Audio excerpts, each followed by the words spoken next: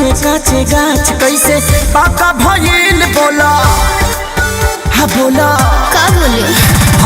रतिया सोहाग वाली काका भइल बोला काचे काचे गाछ कैसे पाका भइल बोला खेल गइलू की खेल भइलू बोला भला कोई समरे जलट गया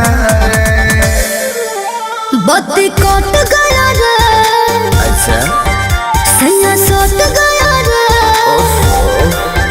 बत्ती कट गया रे सैया सट गया रे सारा मोटर मिनट में सलट गया रे बत्ती कट गया रे सैया सट गया रे सारा मोटर मिनट में सलट गया रे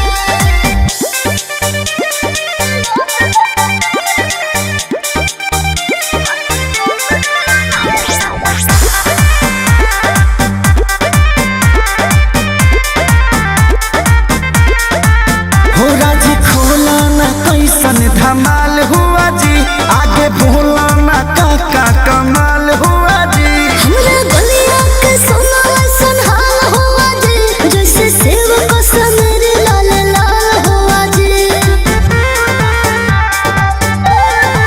हो राजी खोला ना कैसन धमाल हुआ जी आगे बोला ना काका कमाल